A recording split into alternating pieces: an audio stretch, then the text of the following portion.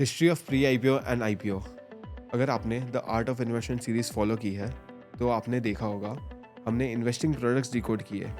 FD का illusion, mutual funds का comfort, stock का कंट्रोल, आईपीओ का फोमो। लेकिन एक चीज़ मिसिंग थी, सिस्टम। इसलिए welcome to a brand new series history of pre IPO. ये सीरीज प्रोडक्ट के बारे में नहीं है, ये सीरीज स्ट्रक्चर के इवोल्यूशन के बारे में है। और आज एक एपिसोड में हम समझेंगे स्टॉक मार्केट के पहले कैपिटल कैसे रेज होता था, रिस्क कॉन्ट्रैक्शंस की प्रॉब्लम्स क्या थी, शेयर्ड ओनरशिप का बर्थ कब और कैसे हुआ, लिक्विडिटी के रिवॉल्यूशन की कहानी, और इंडिया का कैपिटल इवोल्यूशन कब और कैसे हुआ। चलिए शुरू करते हैं। Capital before markets, the aristocrat era. Imagine 1600s Europe, no stock exchanges, no IPO announcements. तो बिजनेस पैसे कैसे रेज करते थे? Wealthy aristocrat, royal families, elite merchants, large trading voyages funds करने के लिए प्राइवेट फैमिलीज कैपिटल देती थी। Example the Dutch East India company. लेकिन ये मॉडल स्केलेबल नहीं था और यही हमें ले जाता है नेक्स्ट स्ट्रक्चर फ्लॉ की तरह। Risk, all eggs in one ship. Imagine एक शिप एशिया ट्रेड के लिए निकलती है, स्टॉर्म आता है, शिप डूब जाती है, इन्वेस्टर्स का पैसा जीरो, सिंगल या 2-3 फैमिलीज एंटायर प्रोजेक्ट फंड कर देती, रिस्क डिस्ट्रीब्यूट नहीं होता था और सबसे बड़ा इशू लिक्विडिटी नहीं थी। आप इन्वेस्ट करो और वेट करो आउटकम का। एग्जिट का ऑप्शन नहीं, सिस्टम फ्रेजाइल था। तो नेचुरली एक क्वेश्चन रेज होता था, क्या ओनरशिप को डिवाइड किया जा सकता है? और वहीं से स्टार्ट होता है हमारा next revolution, birth of shared ownership. Idea simple था, ओनरशिप को छोटे पार्ट्स में तोड़ दो। The English east India company ने इस मॉडल को स्केल किया। लोग शेयर्स खरीद सकते थे, मतलब रिस्क डिस्ट्रीब्यूट हो गया। और सबसे इंपॉर्टेंट, लार्ज प्रोजेक्ट्स अब पॉसिबल हो गए। Infrastructure, global trade routes, colonial expansion.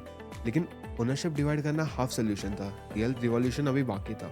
Liquidity revolution, exit creates confidence.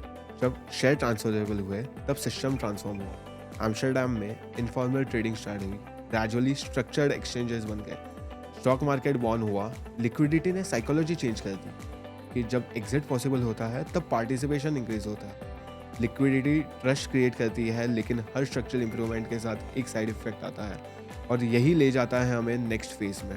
Speculation and collapse, greed amplified. जहाँ लिक्विडिटी होती है स्पेकुलेशन भी होती है।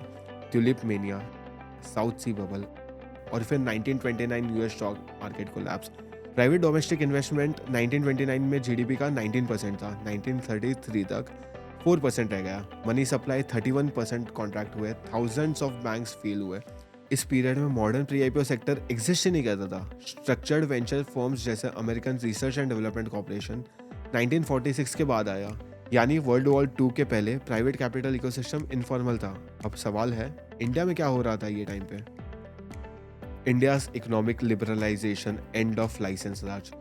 कॉलोनियल पीरियड में बॉम्बे स्टॉक एक्सचेंज एग्जिस्ट करता था, लेकिन इंडिपेंडेंट इंडिया में specially pre 1991 capital tightly control था because of licence Raj. Industrial approvals mandatory थे, बैंक्स प्राइमरी फंडिंग सोर्स करता था, इक्विटी मार्केट शैलो था, एंटरप्रेन्योर्स के पास ग्रोथ कैपिटल लिमिटेड था। फिर 1991 में इकोनॉमिक लिबरलाइजेशन आया, स्ट्रक्चरल शिफ्ट हुआ और 1992 में securities and exchange board of India establish हुआ। सिंपल प्लान था, clear regulation will boost capital confidence which will result in IPO growth. यहाँ से मॉडर्न इंडिया कैपिटल मार्केट्स में इवॉल्व हुआ। अगर आप इन्वेस्टिंग को सरफेस लेवल पे नहीं, स्ट्रक्चर लेवल पे समझना चाहते हो तो ये सीरीज आपके लिए ही है। लाइक करो अगर ये इनसाइट्स वैल्यूबल लगे, शेयर करो उन लोगों के साथ जो आईपीओ को सिर्फ लिस्टिंग गेन्स के थ्रू देखते हैं, और सब्सक्राइब करो क्योंकि नेक्स्ट एपिसोड में हम और डीपर जाने वाले हैं। Full breakdowns, real history, real structure. Smart investing hype से नहीं, अंडरस्टैंडिंग से स्टार्ट होता है। So see you in the next episode.